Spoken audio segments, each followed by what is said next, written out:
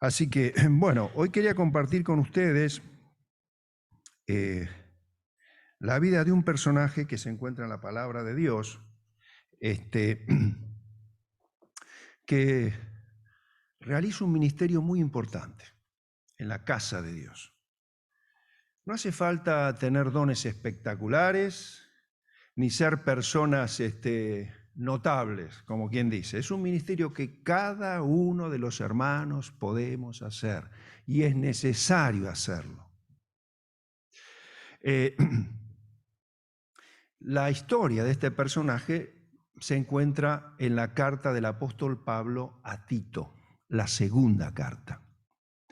Y vamos a leer ahí el capítulo 4 y vamos a empezar leyendo desde el versículo 9. Perdón, Timoteo.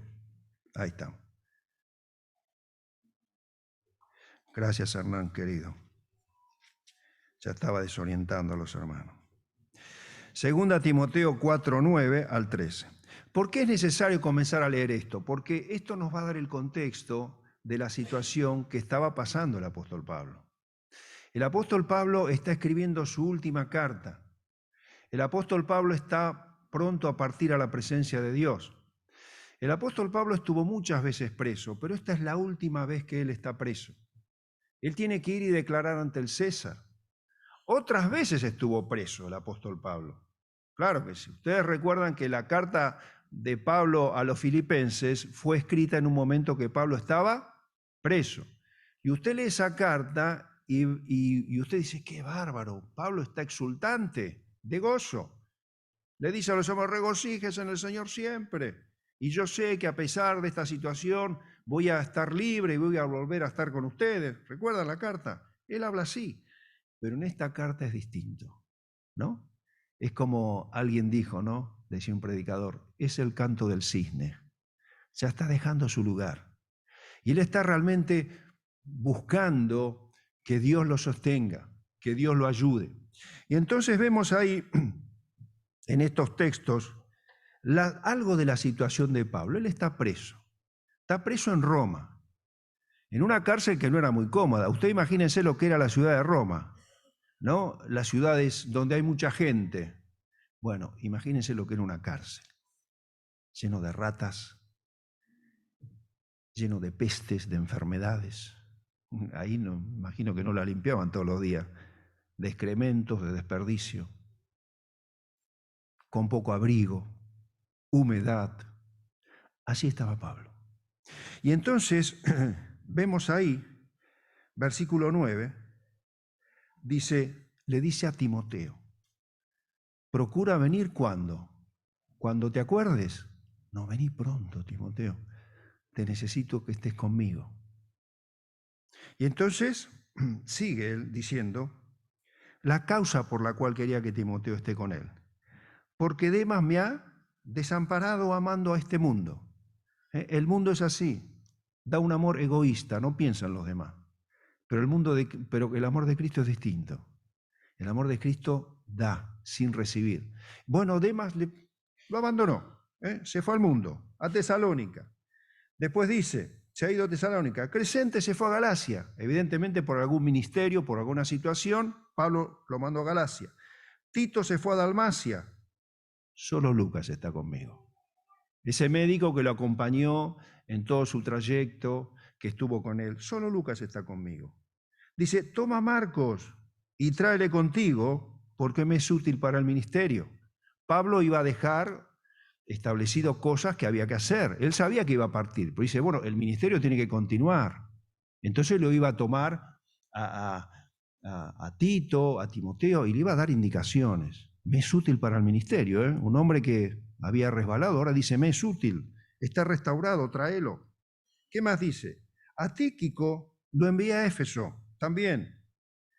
Trae cuando vengas el capote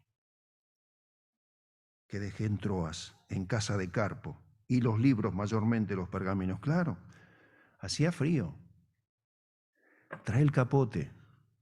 Acá las noches son muy largas y necesito abrigarme. Cuenta el libro de los Hechos que en una oportunidad en el ministerio de Pablo, Dice que tomaban los paños de su ropa y se los llevaban a los enfermos y los enfermos sanaban. Fíjense lo que era. Así pasa. Y los espíritus salían de las personas cuando tomaban contacto con la ropa de Pablo. Claro, Pablo estaba en la cumbre de su ministerio, ¿no? El éxito, pero ahora es el hombre que necesita a él para abrigarse. Y le pide entonces, acordate el capote, en aquella casa donde me hospedé. Bueno, tráelo porque me lo dejé allí. Entonces sigue, versículo 20, vamos ahí, y dice también, Erasto se quedó en Corinto y a Trófimo dejé en Mileto enfermo. Procura venir antes del invierno. Eubulo te saluda, Pudente, Lino, Claudia y todos los hermanos. Qué situación triste, ¿no? El hombre de Dios, aquel que había dado su vida por muchos hermanos, ahora se encuentra en esa situación. Está abandonado. Se han olvidado de él. Usted fíjese que cuando leemos la epístola de Pablo a los Romanos, la última hoja, ahí el apóstol menciona 27 personas en Roma, de los cuales él les manda saludo. Uno no sabe por qué no están acá, por qué no lo están acompañando, pues estaban en Roma. Quizás estaban siendo perseguidos, porque Pablo estaba preso por la fe. El evangelio estaba siendo perseguido en ese momento. Estaba Nerón y Pablo estaba preso en ese lugar. Pero no hay ninguno de los que estuvieron allá cuando Pablo escribió la carta. 27 individuos que no están, quizás estaban martirizados, no lo sabemos. Pero el punto está en que Pablo está en esta posición. Pero además no solamente está solo, sino que recibe la reprobación de hermanos. La reprobación de hermanos. Fíjense cómo dice el versículo 14. Dice, Alejandro, el calderero, me ha causado muchos males, ha estado en contra de las cosas que yo he dicho, que he propuesto. Me ha calumniado, ha dicho cosas que, bueno, ¿cómo dice él? Dice, el Señor le pague conforme a sus hechos. Él no lo guarda en su corazón. A veces cuando guardamos en nuestro corazón las cosas que nos hicieron otros, nos hacen mucho daño. Sí, te hace mucho daño. Pues tenés que procurar encomendarlas a Dios y dejarlas ahí. Entonces él dice, el Señor le pague conforme a sus hechos. Yo no me voy a vengar para nada. Lo dejo ahí. Pero esta era la situación de Pablo. Y entonces ahora vamos al versículo 15, adelante, 2 Timoteo 15, y dice allí, le dice a Timoteo, ya sabes esto, que me abandonaron todos los que están en Asia, de los cuales son Figelo y Hermógenes. Es decir, todos, pero le menciona a estos dos porque Timoteo evidentemente los conocía. Dice, todos los que me abandonaron, sí. ¿Sabes que de los cuales son Figelo y Hermógenes? Entonces, Timoteo a estos dos los conocía, pero todos los de Asia lo habían abandonado. Y sigue entonces. Y acá comienza. Alguien distinto, alguien que tenía otro corazón, alguien que cumplía este ministerio que nosotros necesitamos cumplir, que es el ministerio de aliento, de fortaleza, de ánimo. No es el ministerio de la crítica, o ese ministerio abunda, ¿no? No, por favor. No. No es el ministerio del que debilita. Y aún puede ser que nos debilite con la palabra de Dios, ¿no? Nos cita la Biblia, pero de la manera más incorrecta que alguien lo pueda hacer. ¿Por qué? Porque no oró. Porque no dijo, Señor, ayúdame a decir la palabra con gracia. Que no cause heridas que no se puedan sanar, no, que cause la herida a Cristo, porque Cristo es el que hiere y el que sana. Son heridas que producimos nosotros. Bueno, ese ministerio no, hermano. Si usted quiere restaurar a un hermano, fortalecerse, tiene que considerarse a sí mismo. ¿Qué significa esto? Tiene que saber que usted puede estar en el mismo lugar del hermano que va a fortalecer. Tiene que saber que usted no lo sabe todo. Tiene que saber que usted no tiene la palabra adecuada para fortalecer al hermano. A veces nos consideramos a nosotros mismos, no, yo soy el pastor. Entonces, no, hermano, yo soy un hermano que hace años que está en el ministerio. No, considera tu debilidad, tu miseria, tu pobreza y anda con mansedumbre. Anda con mansedumbre a fortalecerlo. Y esto hacía Onesíforo. Onesíforo significa el hombre que es útil. La mujer que es útil también. Que es para provecho. Que es para provecho del hermano, de la hermana. Hace poquito se festejó el Día del Amigo, ¿no? Yo quisiera tener un amigo como Onesíforo. Fíjese lo que dice acá. Dice, tenga el Señor misericordia de la casa de Dios, no solamente de Onesíforo, sino de la casa. Porque muchas veces, ¿qué hizo? Me confortó. ¿Sabe qué significa la palabra ahí, confortar? Significa, por ejemplo, cuando usted está en una habitación que está todo cerrado, vio que es ese olor a humedad, abombado, ¿no?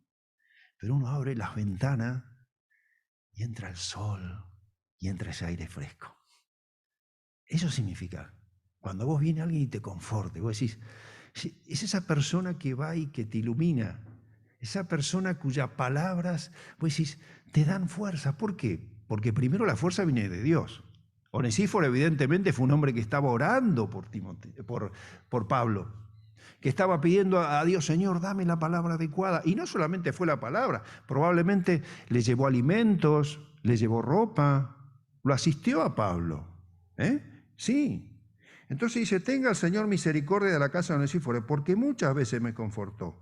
Y no se avergonzó de mis cadenas. Y sí, Pablo estaría en una mazmorra, con cadenas, atado. Era por causa de la fe. Era jugarse el pellejo. Porque no había Google como para ponerlo, a ver, Pablo, ¿dónde está? Y el Google te lleva. ¿Vieron cómo son las...? Te lleva con la voz y vos decís, ¿cómo se hace esto? Bueno, el satélite que te va guiando. No tenía WhatsApp, ni tenía satélite, nada. Entonces, ¿qué hizo Onesíforo? Bueno, fue preguntando. Che, mirá, yo sabes que Pablo ¿sabe dónde está? ¿En qué cárcel está? ¿En dónde está? Se cree que estaba en la cárcel Mamertina, ¿no? De Roma, que era un pozo en la tierra. Ahí estaban los presos. Peor lugar. Y lo buscó, dice, ¿no? ¿Cómo dice? A ver, vamos a leer bien. Dice, sino que cuando estuvo en Roma, me buscó ¿cómo? Solícitamente. Oh, qué lindo, ¿no? Qué amigo. No descansó. No descansó. Le puso ganas, le puso voluntad. Qué lindo. Qué amiga, ¿eh? Qué amiga también. Me buscó solícitamente y me halló, dice. Concédale al Señor que haya misericordia cerca del Señor en aquel día. ¿Y cuánto nos ayudó? Le dice a Timoteo en Éfeso. Tú lo sabes mejor. Era un hermano que estaba ejercitado en eso. Tenía el ministerio de fortalecer, de animar, de sostener. Era un hermano que se consideraba a sí mismo. Sabía que era la gracia de Dios que lo sostenía, que no tenía que ver los años de creyente, que no tenía que ver el lugar donde estaba. No. Él sabía que dependía de Dios. Y así fue. Y dice, muchas veces me confortó. Mira, hermano, para fortalecer o dar fortaleza a los hermanos, no hay que ser impaciente. No, usted tiene que tener paciencia. Porque es como con su hijo, ¿bien? ¿No? Los que son padres lo saben, ¿no? ¿Cuántas veces le dijo lo mismo? Y otra vez. Y a veces pasa así. Dice, y otra vez este hermano. No, ya está. Mira, le dije tantas veces las cosas. ¿Eso es así? No, muchas veces. Hermano, no es fácil. No es fácil fortalecer a un hermano que está pasando una prueba en su vida, una necesidad. Usted piensa que es fácil. No es fácil. Situaciones en el hogar, con sus hijos, con su esposa, con su esposo, problemas de trabajo, de salud, tantas cosas, económico. Y el hermano está sin fuerza. Y usted piensa que porque va, le dice un par de palabritas, ya está, listo, me voy, chao. A veces no hacemos ni una llamada telefónica, ¿no? No, es un ministerio que todos podemos hacer, todos.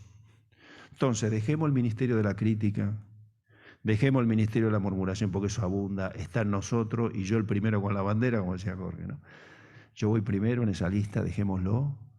Tenemos que tener el ministerio del ánimo y la fortaleza y de considerarnos a nosotros mismos. Es un ministerio que necesitamos en la iglesia. Y todos lo necesitan, porque acá Pablo lo necesitó. Uno diría, che, pero Onesíforo, ¿qué le pasa a Pablo? Oh, mirá, un hombre de Dios, ¿cómo puede ser que esté así? Pero él no se avergonzaba de sus cadenas. Onesíforo no se avergonzó de las cadenas. Eso es necesario para fortalecer al hermano. Usted tiene que empatizar con la persona que pretende fortalecer. Usted tiene que empatizar con esa persona. Y usted tiene que decir, ¿qué haría yo si estuviera en esa situación? ¿Qué haría yo? Quizás estaría peor. Quizás el Señor le envía esa prueba, ese matrimonio, a ese hermano, porque sabe que la va a soportar. Si el Señor me manda eso a mí, bueno, niego al Señor, blasfemo, ¿no? Bueno, no se avergonzó de sus cadenas, empatizó. Usted tiene que empatizar. ¿Y eso quién se lo da? Nos lo da Dios. Porque Él como mira, tiene compasión de las personas, padece con la persona que está padeciendo. Si usted no siente eso, no diga nada. Ore solamente. No le cite ni la Biblia, porque puede ser que lo debilite, puede ser que lo aparte, puede ser que lo entristezca. Claro que sí, onesíforos. Necesitamos onesíforos y onesífaras. Hermanas que se ocupan por sus hermanas, con los conflictos de los hogares. ¿Es fácil llevar adelante una familia, hermana? Acá hay hermanas experimentadas. Cuánto desánimo muchas veces, ¿no? Y qué bueno que es que una hermana anime a otra. Por eso qué bueno esas reuniones, ¿no? Que tienen, que se juntan, que se animan, que hay ese intercambio, pero con el ministerio del ánimo, fortaleciendo, no el ministerio de la crítica, no el ministerio, yo ahora le voy a decir, no. Empatiza primero. Y eso solamente lo produce el Espíritu de Cristo en tu corazón. No hay otro. ¿Y qué le iba a pasar a Onesíforo? Bueno, fíjense qué maravilla. Dice ahí, el apóstol Pablo dice, tenga misericordia de la casa de Onesíforo. Dice el Señor en una de sus bienaventuranzas, ¿no? Mateo 5:7, bienaventurados los misericordiosos. ¿Qué va a pasar con el misericordioso? Va a alcanzar misericordia. Cuando vos vas a fortalecer y animar a otro, Dios te va a animar a vos y te va a fortalecer a vos.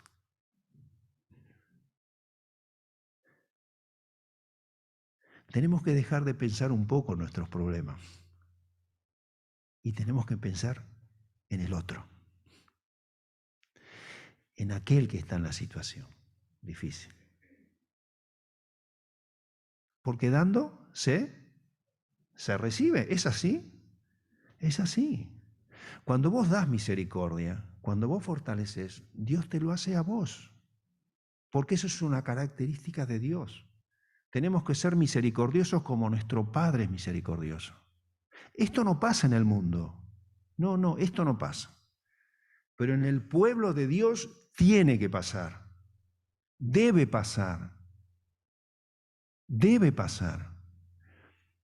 A veces nos preocupamos por nuestros problemas que son reales. Problemas económicos, de salud, con la familia, tantas cosas.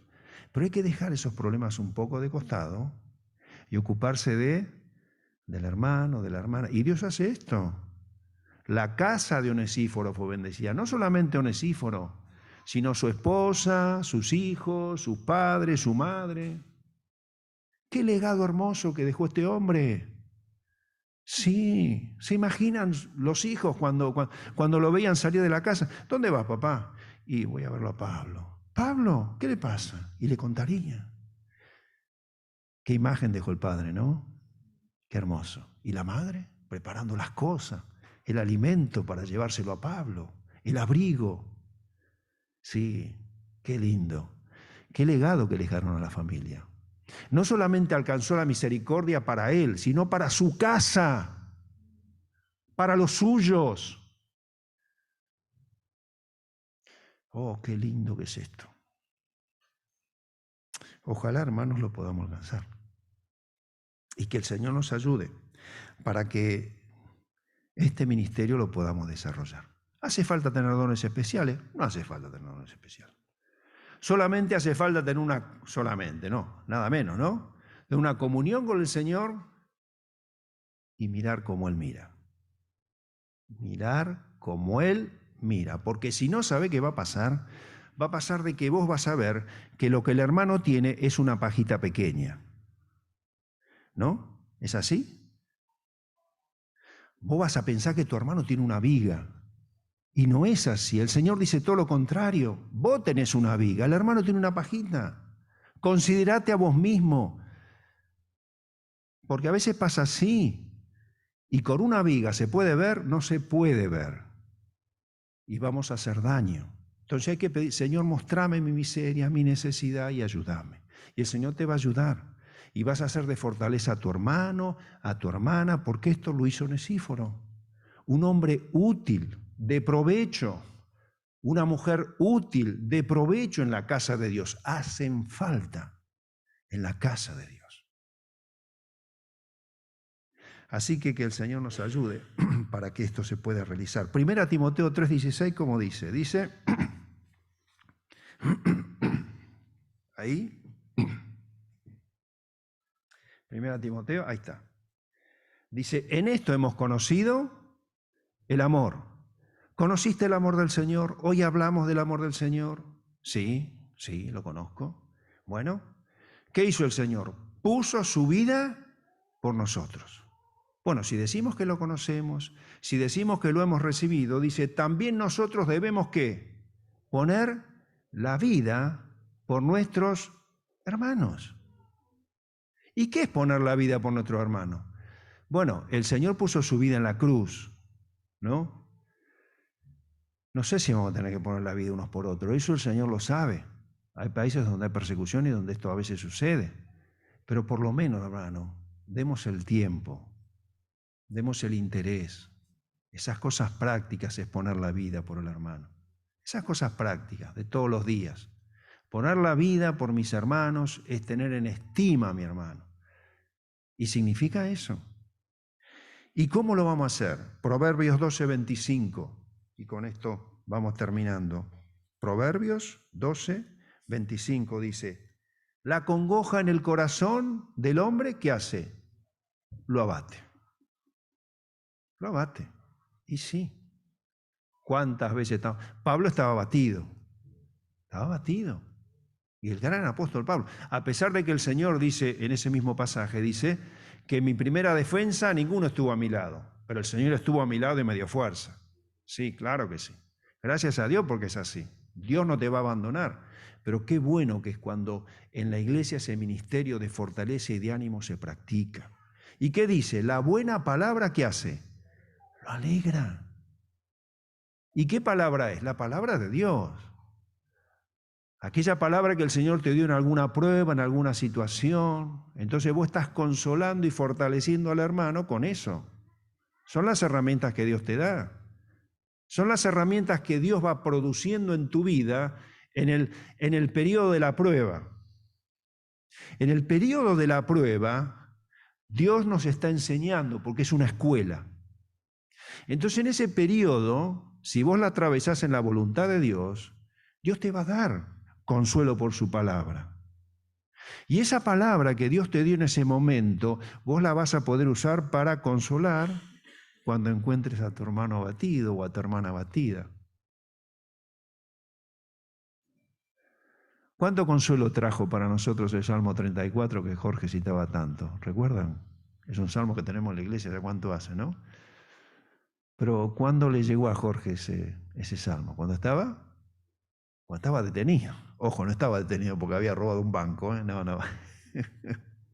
Estaba detenido. Pero, y él eso lo citaba frecuentemente. Y uno dice, claro, ¿y cuántas cosas a tu vida el Señor trajo en este periodo de prueba? ¿O en el que vas a pasar? Bueno, con eso Dios quiere que vos animes y fortalezcas a otro. Porque la buena palabra lo alegra. Entonces, con la palabra de Dios fortalecemos a otro, con la oración fortalecemos a otro y con la visita. O el llamado telefónico. ¿Eh? 3 cosas. Así que, hermano, ¿qué vamos a hacer con este ministerio? ¿Hace falta este ministerio? Claro que hace falta. Bueno, hermano, hay que hacerlo. Y vamos a pedir al Señor que lo pueda realizar esta iglesia en este lugar. Bueno, nos ponemos de pie, terminamos con una oración. Señor, te damos gracias por tu palabra tan rica. Oh Señor, gracias porque es eterna. Porque realmente tantas veces que nuestro corazón ha estado abatido, tú nos has alegrado al encontrar tu palabra. Nos has dado el gozo, Señor, y la fortaleza en esos momentos de tribulación y de prueba que hemos pasado. Gracias, Señor, porque no solamente tú has traído la palabra para ese momento, sino que tú también quieres que con esa palabra que hemos recibido podamos alentarnos, podamos animarnos y podamos fortalecernos unos a otros. Señor, ninguno de nosotros sabe cuándo va a venir el tiempo de debilidad. Pero, Señor, quisiéramos tener cada uno de nosotros, hermanos amados, que como Onesíforo nos fortalezcan, nos animen. Señor, gracias, porque esto es obra del Espíritu Santo. Que podamos realmente tener hermanos y hermanas que cumplan este ministerio. Señor, gracias por Jesucristo, gracias por este tiempo. También te agradecemos por estos alimentos que hemos de compartir. Rogamos los bendigas y proveas a los que no tienen. En el nombre del Señor Jesucristo. Amén. Bueno, vamos a compartir ahora los alimentos, hermanos. Señor los bendiga.